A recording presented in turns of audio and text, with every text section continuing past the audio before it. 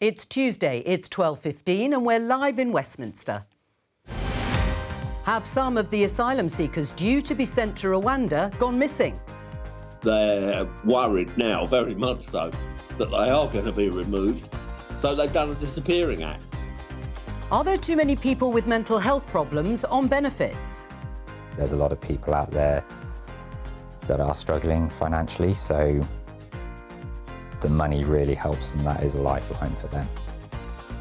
And as pro-Palestinian student protests spread beyond the US, is it time for universities to stop them? To discuss all that, I'm joined by Conservative Party Chairman Richard Holden, Labour's Shadow Business Minister Rushanara Ali, Nobel Prize-winning economist Professor Joseph Stiglitz, and journalist and broadcaster Inaya Folarin Iman. This is Politics Live.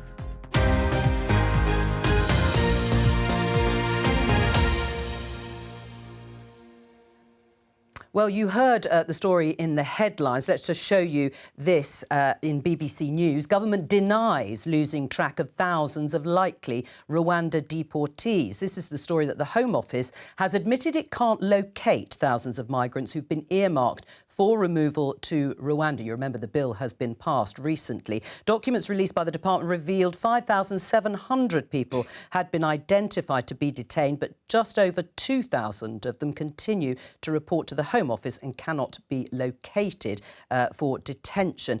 Does the government know where these asylum seekers are, Richard? My understanding is that this report is not accurate. We've already identified the first cohort of 2,000 people who are due to be deported as part of the scheme. They're on immigration bail at the moment. And it's quite clear that we deported 25,000 people via this scheme, via various schemes last year. We'll obviously be looking to do more as part of the Rwanda But my programme. question is, what's happened to those between the 2,000 that you have located and who have reported to the Home Office and the remaining 3,500? As I said, my understanding is that these reports aren't accurate. And Which bit's not accurate? Is that these people aren't able to be located. That's my understanding. That the initial cohort of 2,000 people are already on immigration bail, which means that they are they're properly being held over at the moment.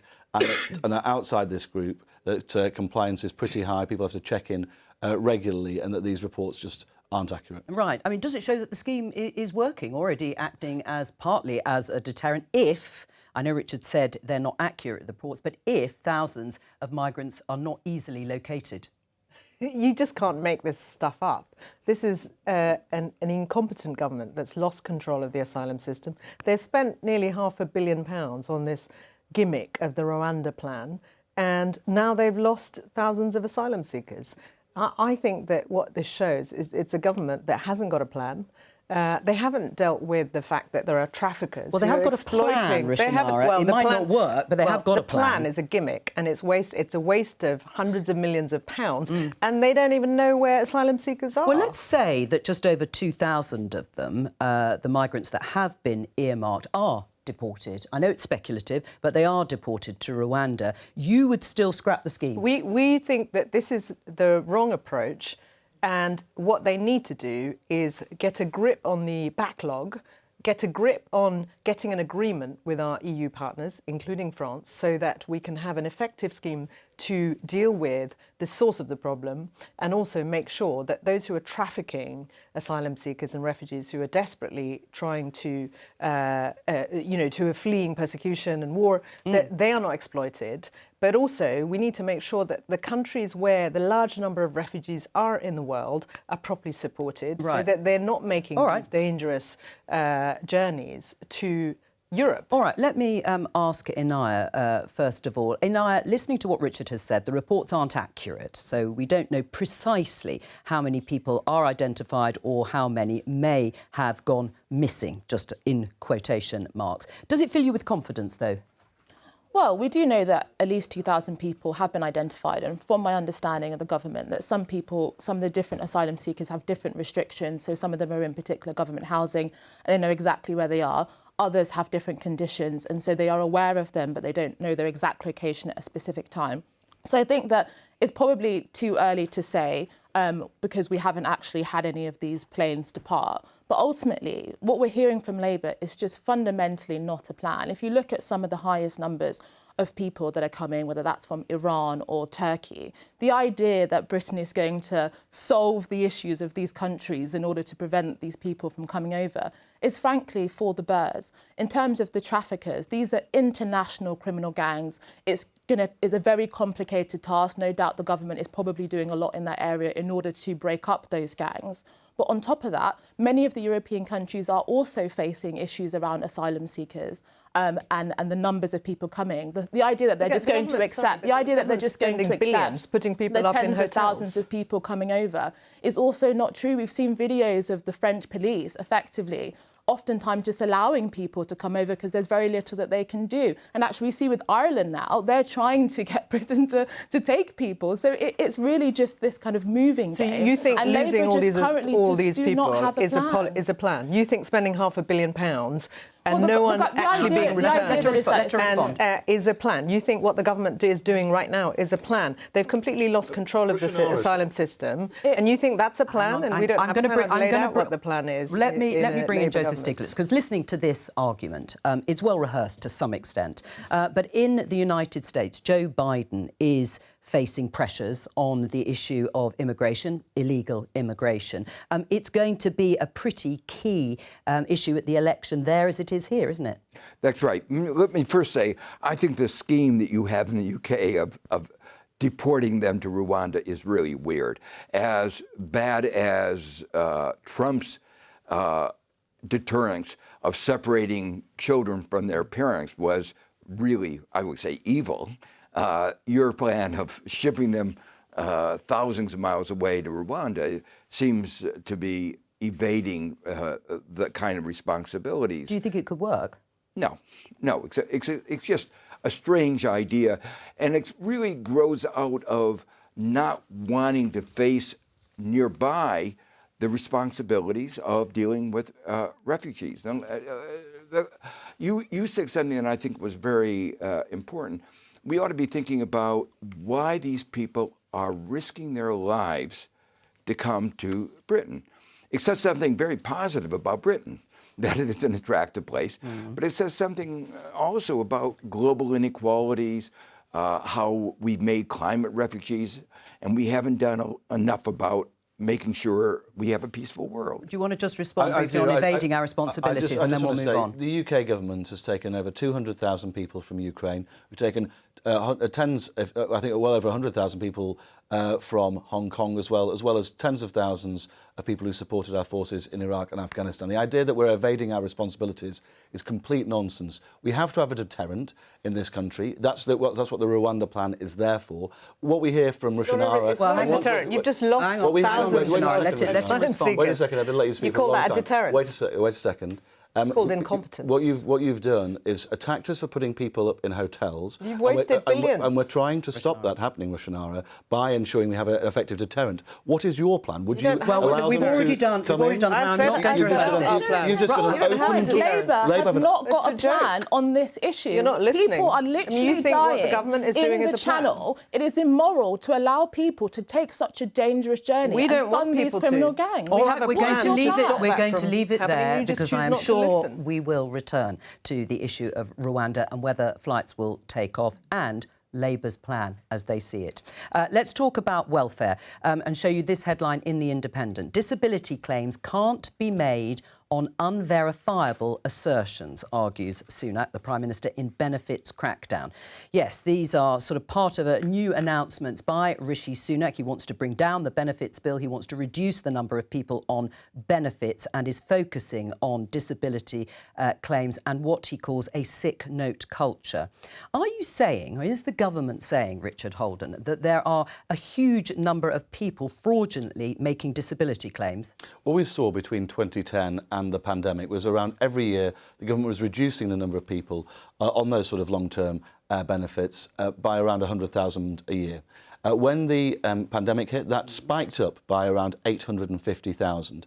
94% of people who go in to get a note are signed off permanently, which is quite clearly an unsustainable situation. And also, on a very basic level, can I just finish? Yeah. On a very basic level, work is good for people who have issues and who should be in the labour market, because it gives people a sense of purpose in their life. It gives people an ability to contribute to themselves and their families and their communities as well.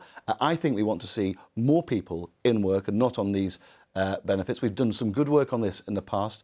And things like universal credit, big changes which have come in over the last decade as well, have removed that sort of blockage to work, which meant that under the last Labour government, you had people who would never work over 16 hours a week because of the system in place. It was an anti-work system, which we have fundamentally changed, opposed tooth and nail by the Labour Party, who still can't even tell us whether they support universal credit now or would abandon it. Well, Rushana, are there too many people claiming sickness benefits? Well, look, what we've got is a strategy, as you've just heard. Are there too many people claiming sickness benefits? There are people who are waiting for treatment. There are 2.6 million people who are economically active because they've been locked out of the labour market without getting the support they need. That was Daniel Poulter, a former minister who's just defected to the Labour Party, works with mental health patients in the NHS. That's not from me. That is the next Tory minister and an MP. The point is that what we've seen is the NHS on its knees, and the waiting list backlog, that is keeping people off work as well. So we need to deal with the systemic problems that are holding people back from work. And as for employment, the last Labour government introduced New Deal for disabled people. We introduced the Disability Living Allowance, which they scrapped with PIP, which now they're saying isn't good enough, isn't working. After 14 years of being in government, what we need to see is support for those who are trying to get back into work. Work is good for people who can work. We need to ensure that they get the backup, you build their confidence so that they can get into the labour market. And we've got a plan to make sure that those who are... Another plan, yes. Those who are... We just need an election so that we can deliver the plan and get into government. Liz Kendall, the Shadow Work and Pensions Secretary. Those who can work, the benefits are not taken away from them when they are... But there's a difference, which is that for those who are who can work, there'll be no option of a life on benefits. That's what Liz Kendall said. The point is that if you're trying to get into the labour market and you have a disability, you have been ill, you need the support so that your benefits are not taken away and there is time to adjust to the labour market. I need to bring the other guests. Ina, you've reported on this. Tell us what you found. Yeah, so I went to, several weeks ago, I went to Clacton-on-Sea in Essex, and it is really astonishing. To be fair to Clacton, they have faced a lot of challenges in the changes to the economy. So, for example, it's a seaside town, and the expansion of cheap international flights essentially decimated areas like that. But rather than actually trying to improve the economic situation of that particular area in the country, we have consigned essentially an entire generation to lifelong on sickness benefits. A fifth of people in Clacton have never worked, not worked for a couple of years, have never worked a day in their life. And nearly 50% of people in that city, for example, are economically inactive. And it is unbelievable. I mean, since the pandemic, 60,000 18 to 24-year-olds have been claiming unemployment benefit more, and 280,000 as a whole, double what it was 10 years ago. We have a really huge problem in this country when we have huge gaps in the labour market, where we're bringing in thousands of people each year. There is a whole generation of people that could be working, that because we are unable to talk about the fact that there has been an expansion in, I think, diagnoses of depression and anxiety, or a kind of medicalising of everyday issues, where a lot of people that could be working and have their economic potential utilised are being consigned to welfare dependency. Joseph? Well, first, I agree with Richard that work is important, but I agree with Rushana that it's a systemic problem. People want to work if there are jobs, and the problem, as you point out in Claxton, was if there are no jobs, searching, wanting to work doesn't lead you to a job. So the fundamental problem is systemic. The underinvestment in the UK that I've seen since the Tories took over has led to low growth, low productivity, and low opportunity. So what we have to also recognize is mental health is an important ingredient in health. You can't deny the importance of mental health. And the lack of jobs exacerbates the problems of mental health. And now, just before you respond, can I just play you this from Paul Harris, who claims PIP, personal independence payments, who does have anxiety and depression. Let's just have a listen to what he had to say. I think people with mental health illnesses need a little bit more hand-holding in certain points. I mean, I'm all for working, and I think a lot of people are, but as I say, I found trying to find work when I was sort of supposedly fit and healthy very difficult. I don't believe now if I try to apply for jobs saying I've got general anxiety disorder and depression, I think I'd be well down the... I'd probably be in the bin, I think.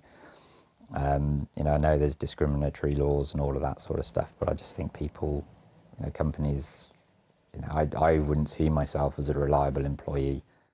And what do you say to someone like Paul that actually if you're not a reliable employee, if you go back to work too early with mental health issues, then that's detrimental too? Yeah, so I definitely think that we should have a conversation as a society about how we do accommodate people professionally in jobs and in roles that have other comorbidities, other challenges that support them to be able to do their job. But I do think there is also a spectrum. There are some people that have such serious illnesses that going to work is genuinely not the right thing for them. There's some people that need perhaps extra support. But I do think that there is a growing cohort of people that the view that we have of work, that it is intrinsically an obstacle to mental health, is actually the thing that will help you to find fulfilment and purpose. Is welfare too generous here?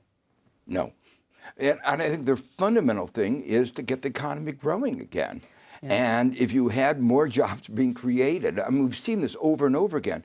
Economies that create jobs, people will take those jobs. I mean, with respect, and if you don't have any growth, you know, you don't get jobs. Well, the growth isn't there, but the jobs.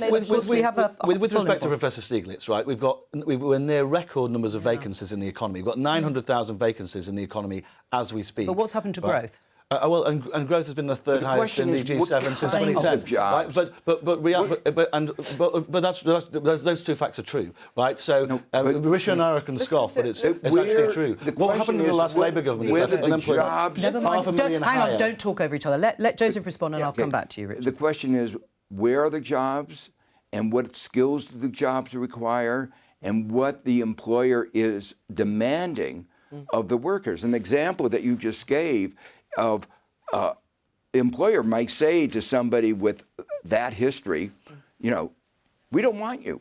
And without real government programs to bring these people into the labor force, it won't happen. Well, let Richard respond. Well, there are huge amounts of government support there. In fact, one of the changes we're looking at as part of this PIP consultation we're doing at the moment is to remove people who've got very chronic and long-term illnesses from ever having to be reassessed again, which is a sensible thing. But so we can exactly focus on the people who, like the gentleman in the show, you know, my dad was off work for 6 years with mental health problems, right? The best thing that has happened to him since is going back into the labour market and working again.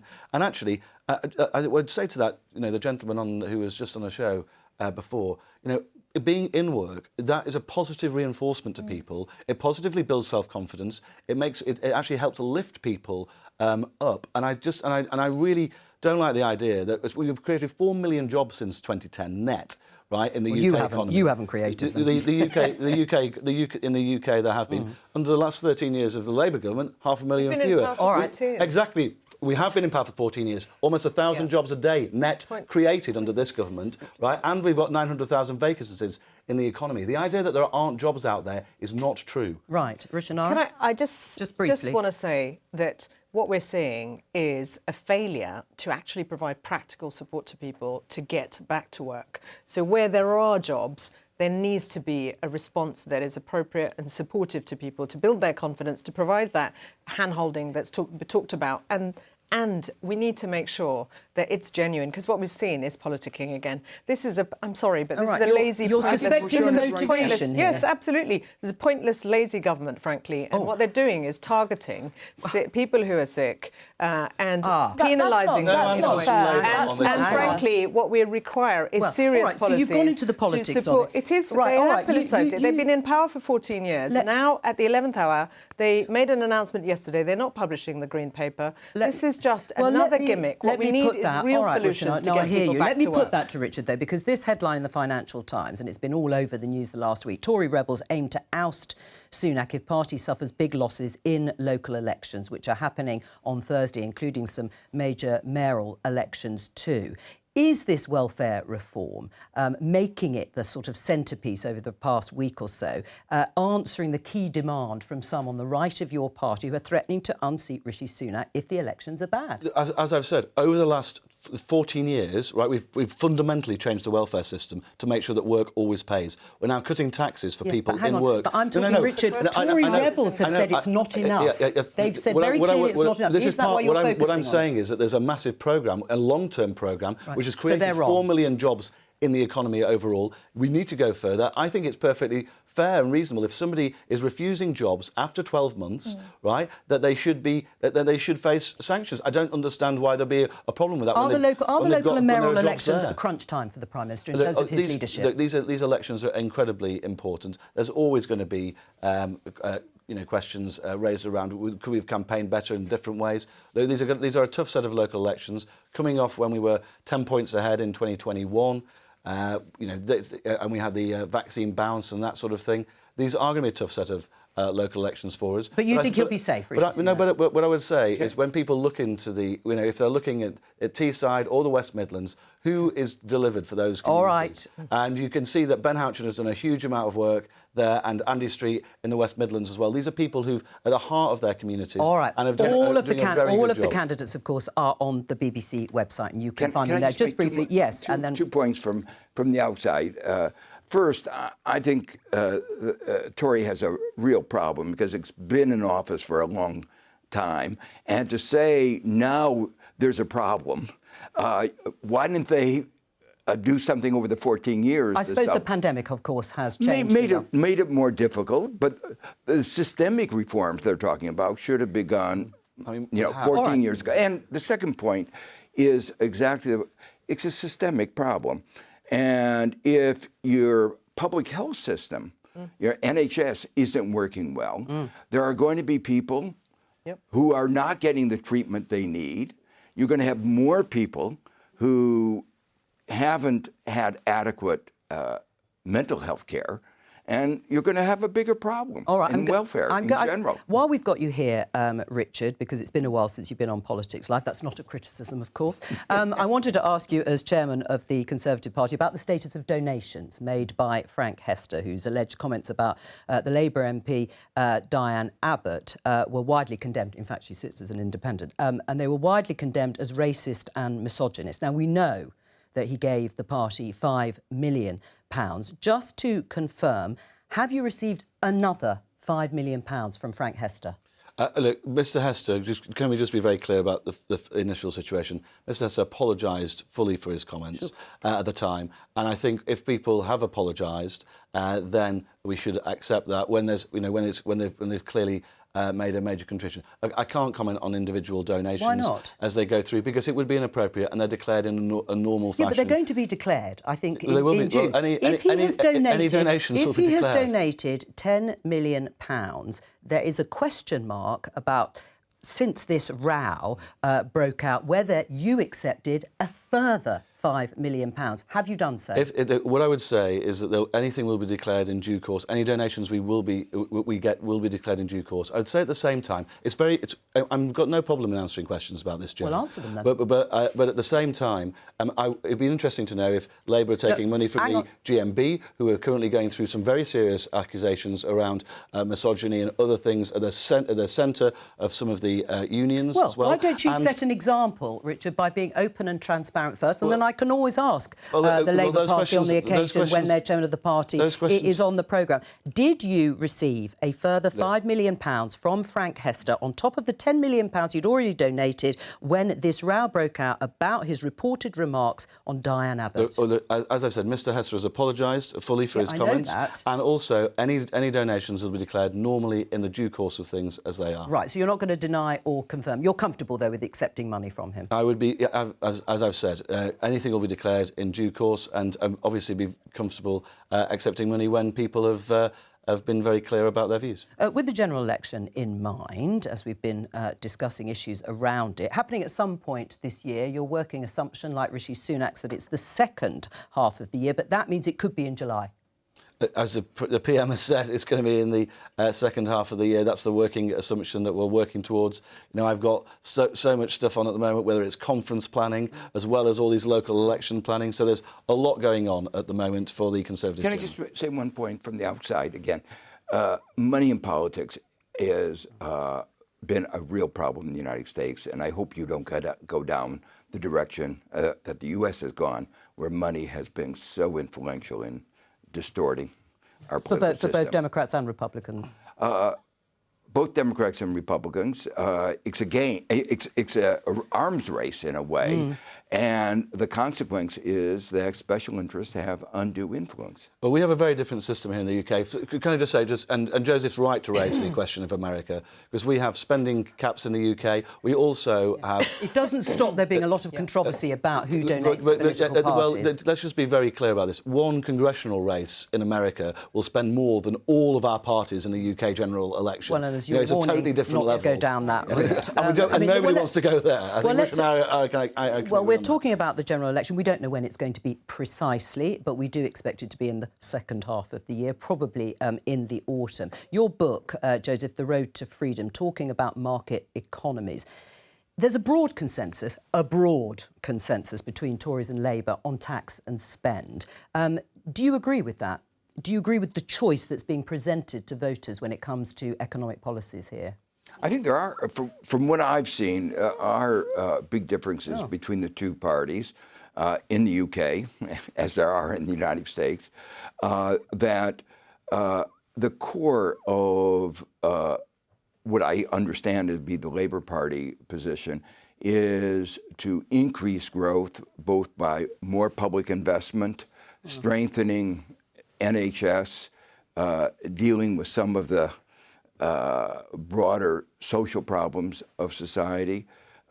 So I think what I see as the Conservative stance for the last 14 years has been austerity, cutting back expenditure and taxes, not as much as they promised, let me tell, but it's a constraining role, showing up in deterioration of the NHS and showing up in lower productivity growth because you get lower investment, including public investment. And the privatization of railroads leads to, and privatization of water leads to weaker growth and weaker social services. Do you agree that there is a difference between Labour and Tories when it comes to the economy? Well, I think from a voter's perspective, I think many people would struggle to accept that. I mean, I think a lot of the time the Labour Party has essentially just accepted most of the fiscal constraints that the Conservative Party have put on themselves, and they've shied away from actually making any radical proposals because they are going off of the basis of, oh, well, we don't know what the public coffers are going to look like when we actually get in there. Their big green spending pledge, several £billion, they have dropped that. And actually, interestingly, when it came to the Conservative Party, we've had the highest taxes, in decades has been under the Conservative Party. Even Liz Truss, the supposed free marketeer, gave huge subsidies to ordinary people in relation to their energy bills in order to mitigate against the energy crisis. So I think actually both the Labour Party and the Conservatives, there's not a clear-cut line on that. And even under Boris Johnson, his flagship policy, which didn't end up being implemented, was this notion of levelling up, which was meant to be investing in post-industrial communities in the north of England who faced decimation from globalisation. So actually, I don't think that it's so clear-cut, the economic difference between Labour and the Conservatives, and I think that's part of the problem. Rushanara? There is a difference. Is there? There is absolutely. We have always supported our public services. We've supported growth. But you're not putting any more money into them than the Conservatives let's be have pledged. clear. What we've seen is the Conservatives, Professor Stiglitz is right, The early period was austerity, Well, but followed by, well, let's be clear what happened over the last 14 years. Then we had 400 billion being spent during the pandemic. We supported the interventions, but there was huge amounts of waste, billions wasted on PPE and fraud. And what we also had is not targeted support, support that was money that could have been used more effectively. But then we had Liz Truss crashing the economy. And partly that was by cutting unfunded taxes.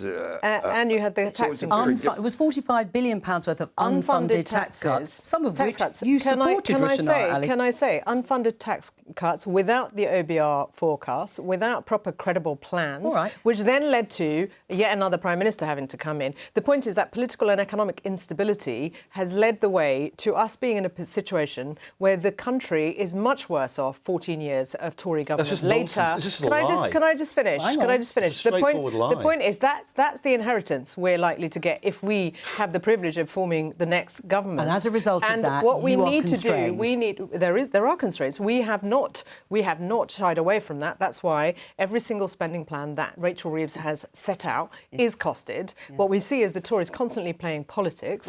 What we need to do is rebuild the economy, grow the economy with a proper plan. We don't know how you're going to grow the economy or any improve it. We have made a number of announcements on public investment. You can't make a speech. And so on. Richard, you want to answer the fact that both Joseph and Rushanara say it is years of austerity between 2010 and 2015. Then, of course, we had the pandemic, the war in Ukraine. You've made the wrong choices and you haven't invested. Well, let's be very clear, right? When we came into government, £1 in every £4 of government spending was purely borrowed money.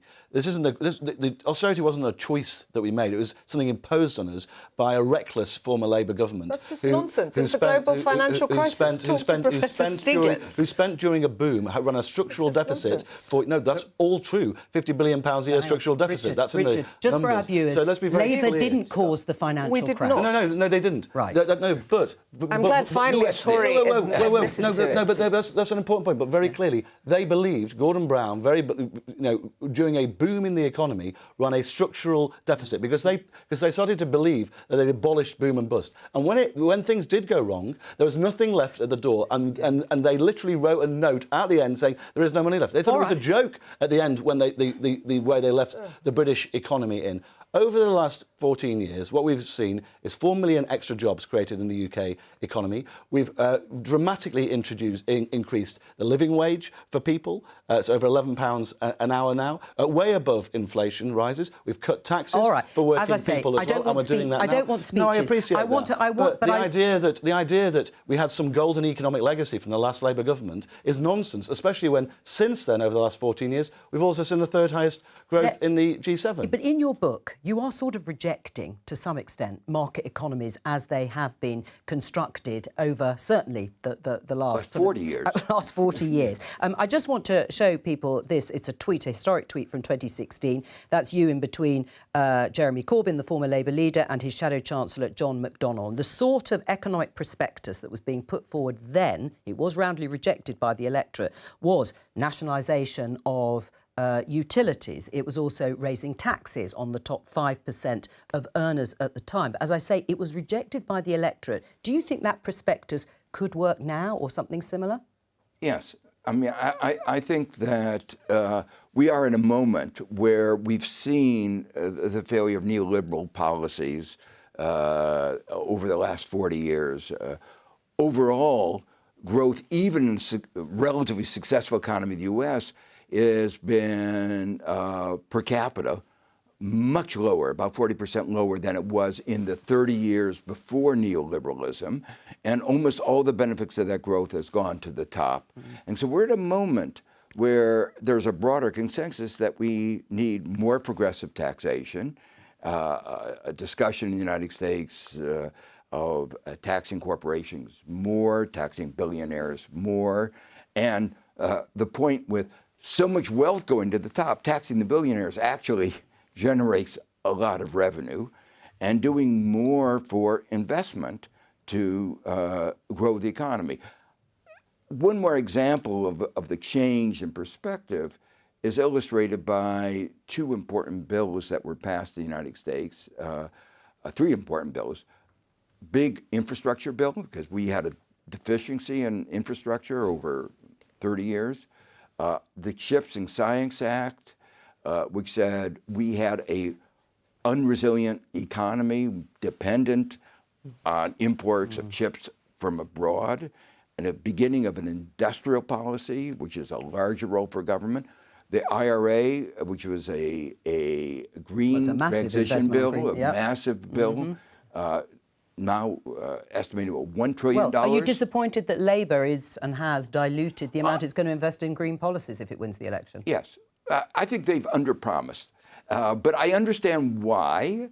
The experience of the unrestrained spending of Tusk, the promise of unfunded tax cut, has really traumatized Britain, and so there's a kind of a conservative, with a small c, attitude about spending. Well, let me get Nigel to respond. Now, do you agree that there is a consensus now for more progressive taxation, for taxing billionaires more and corporations more to have money for public services? Well, I think every time that there is an economic crisis, people always say we need to tax the billionaires and tax the corporations more. So I'm sceptical of that as a kind of catch-all solution. But I hugely welcome what Professor Stiglitz is saying, that I do think that we need to expand the boundaries of political possibility, because I think there has been this consensus over the last 20, 30 years that we will just inevitably have this greater prosperity and things will only get better. And that has fundamentally proven to be false. And and there's been huge backlashes, whether that was Trump or Brexit, of people saying that we've lost our voice, we've lost our political influence, and the economy isn't working for ordinary people. And so it's absolutely right. And the parties, sadly, in front of us, do not have any radical ideas. And I would disagree with you that the Labour Party do. I mean, one thing is just the issue of immigration. We've been told for 20, 30 years that bringing in mass migration will stimulate the economy. New people means new ideas. What it has really meant is that a large proportion of people are competing for a smaller proportion of the pie. The economy hasn't grown. And I think a lot of people are questioning whether that model of the economy is actually going to work for the long term. And a lot of these issues are in your book, Road to That's Freedom. right. I mean, and there's complex trade-offs that they present. I mean, these are not simple issues. No. And inevitably, when we face these issues, we have to recognize that there are winners, there are losers. We have to have, hopefully, a more civil debate, a discussion about... like the one we've had here. Not with so many speeches, but with a little bit more real discussion of what are the costs and the benefits of different policies. If they were simple solutions, we would have already gotten them. Well, indeed. And I wanted to ask you about something else. I'll show you the headline here in BBC News, because you're a professor at Columbia University in the United States. Columbia students defy deadline to disband pro-Palestinian encampment. Now, we can show you pictures of the protests that have been going on, probably starting not long after the Israel sort of Gaza conflict began, following the massacre on October the 7th in the south of Israel. You can see the demonstrators here, large in number. There have been criticisms about the scale and scope of these protests. Do you support them? I support the idea that students should have empathy with what is a real disaster going around the world. I support that the right to protest.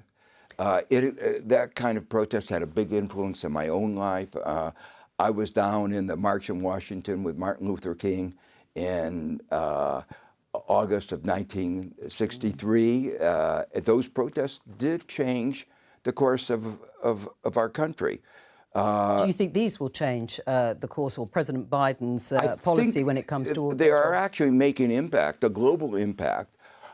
What worries me is, as a community, in a college community, is a special community where we're committed to learning. Because some students are being prevented from going to class. That's not... Well, anecdotally, the president of Columbia said creating a harassing and intimidating environment for some of her students. Feel that they feel that way, and you know, you can't deny that there is that sentiment, and that's why the complexity of the discussion is so difficult, because on the one hand, you want to create a positive environment for all of our students. Yeah. And on the other hand, you want the right to protest. Right, And well, we have to balance the two. Sure. And that's what the president is trying to do. We've had these issues here, Richard. What do you feel about the idea, actually, that these protests are spreading to university campuses here? We can actually just show you pictures. They're actually from the Sorbonne in Paris,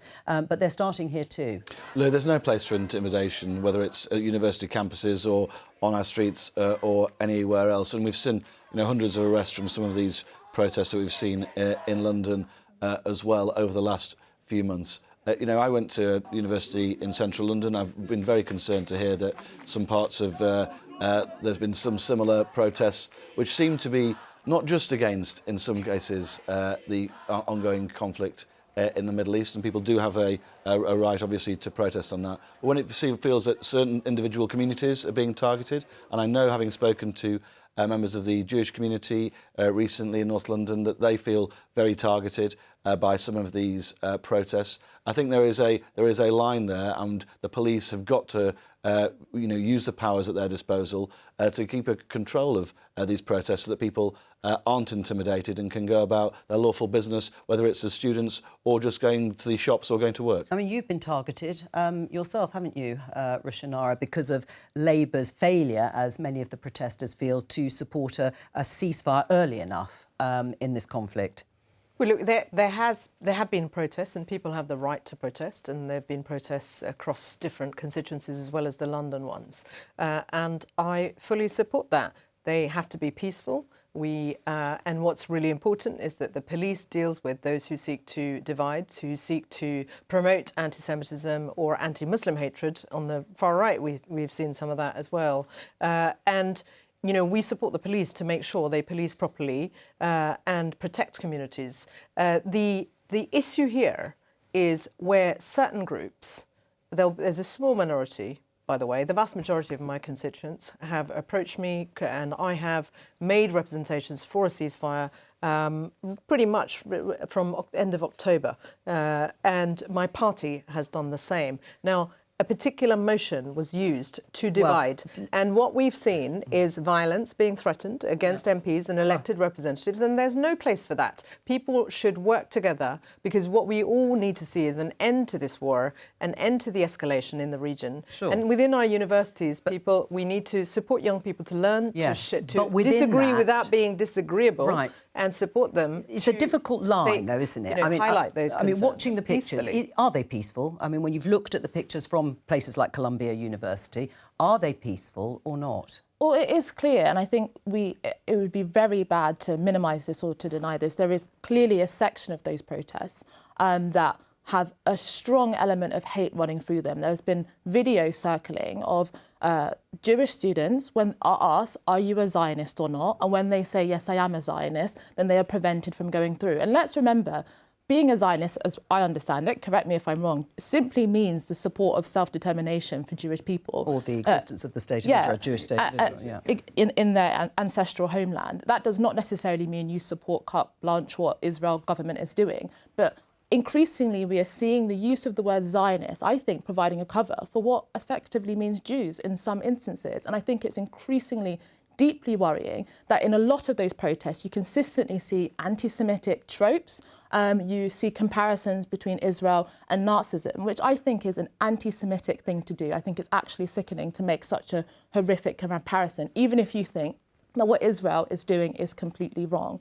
And I think just on the students, yes, young people protest, they fight against injustice, but I think what we're seeing is something different, which is a cultural self-loathing and a simplistic view, oppressor versus oppressed, white bad, non-white is not bad, and it's causing a lot of problems. Well, those are big comments. We've run out of time, unfortunately, but we'll leave it just there. But thank you to all of my guests for joining me, and I'll be back tomorrow at 11:15. Bye-bye.